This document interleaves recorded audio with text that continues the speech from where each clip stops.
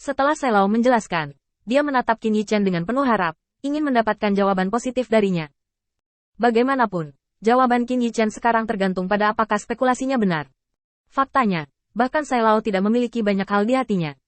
Menurut kesimpulannya, visi Lord Light terlalu tinggi, dan rencananya terlalu misterius, bahkan mereka tidak dapat melihatnya dengan jelas. Anda hanya bisa berspekulasi sedikit ketika sesuatu terjadi. Sai Lao berspekulasi seperti ini karena dia ingin penguasa cahaya menjadi tidak dapat dipahami. Hanya Lord of Light seperti itu yang dapat memimpin mereka untuk mencari tempat tinggal dan hidup di tengah-tengah pengepungan berat 12 Lords of God. Dalam pandangan Sai Lao, ini sudah tingkat kesulitan neraka. Merebut sasis di tangan 12 dewa utama mudah dikatakan, tetapi sangat sulit dilakukan. Tuan Cahaya, apa pendapatmu tentang pilihan bawahanmu? Sai Lao benar-benar bingung, dan bertanya lagi. Qin Yichen masih diam dalam analisis berat Sai Lao, dan dia tidak bisa menahan perasaan sedikit emosional. Sai Lao, yang dulunya sangat picik, akhirnya memiliki gambaran besar dan kesadaran. Qin Yichen sangat puas dengan pilihannya, dan bahkan lebih puas karena dia bisa menganalisisnya dengan sangat teliti. Kebaikan membabi buta tidak membawa pengertian, mungkin juga membawa pengkhianatan. Kamu melakukan pekerjaan dengan baik. Aku sedikit penasaran sekarang, berapa banyak waktu yang kamu habiskan untuk memikirkan masalah ini dengan jelas? Qin Yichen sepertinya bertanya kapan Sai Lao membuat pilihan ini. Sebenarnya yang ingin dia tanyakan adalah di mana Sai Lao berubah begitu banyak. Jika dia bisa menyalinnya, dia tidak akan keberatan beberapa orang dengan pengetahuan seperti itu keluar. Setelah keheningan singkat, Sai Lao sangat gembira. Zhao Wuling, kamu mendengarnya? Semuanya tadi malam adalah ujian dari Lord of Light, dan pandangan ke depan dari Lord of Light ada di tempat yang tidak bisa saya lihat dan pahami. Hanya saja, bagus. Sai Lao Liang buru-buru membungkuk pada Qin Yichen dan memberi hormat. Tuan Hui Guang, bawahan mengambil waktu sejenak untuk berpikir dan akhirnya sampai pada kesimpulan ini.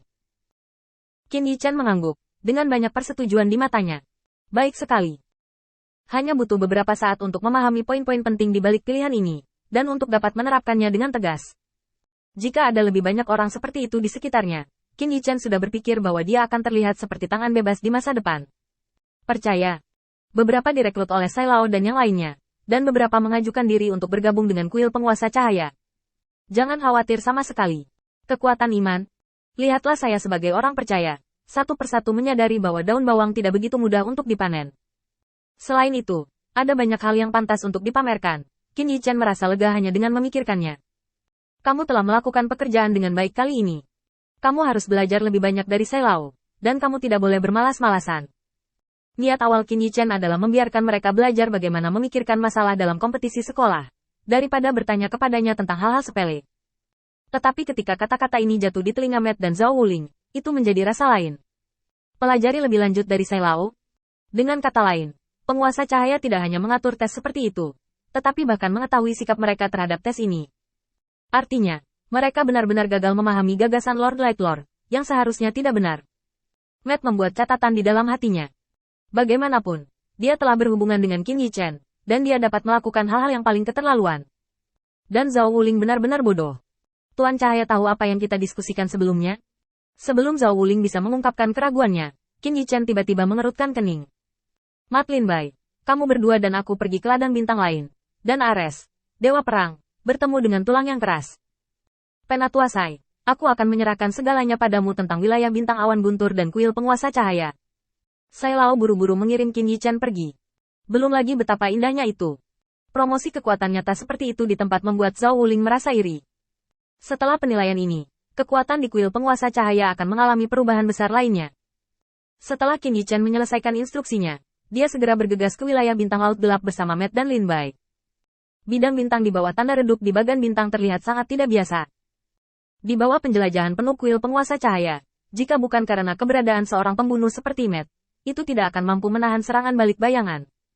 Dan Ares, Dewa Perang, memiliki keluarga besar dan tenaga yang cukup untuk menghadapinya, tapi bagaimanapun juga dia tetap bergegas masuk.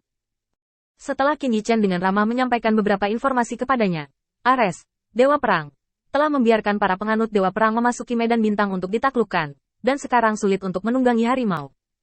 Meskipun Ares, Dewa Perang, mengurus bidang bintang 3, bidang bintang laut gelap terakhir membuat Ares, Dewa Perang, dalam masalah.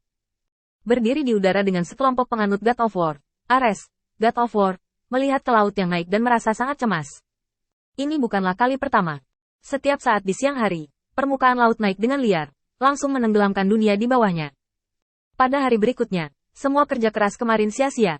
Semuanya akan kembali normal. Dalam keputusasaan, Ares, Dewa Perang, meminta bantuan Qin Yichen.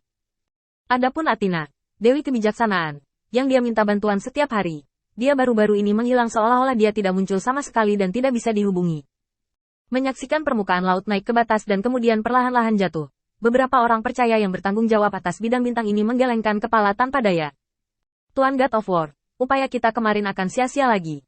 Ares, Dewa Perang, juga tidak bisa berkata-kata. Apa yang mereka tinggalkan di tanah akan hilang saat air naik dan turun. Kuil Dewa Perang sendiri telah dibangun tidak kurang dari 3 kali. Jenis kehilangan sumber daya dari udara tipis. Tetapi tidak ada keuntungan, tidak ada yang tahan. Tepat ketika Ares, Dewa Perang, sangat cemas, Qin Yichen muncul di bidang bintang bersama Matt dan Lin Bai. Qin Yichen tidak bisa menahan desahan dalam hatinya. Setelah kepercayaan pada Lord of Light melukai Ares, Dewa Perang, komunikasi antara kedua pihak menjadi lebih mudah. Metode kuil Lord Cahaya dapat digunakan langsung pada Ares. Hanya sesaat setelah dia mendapat kabar tentang Ares, dia muncul di samping Ares. Qin Yichen memandang Ares, Dewa Perang, dan berkata dengan sangat antusias.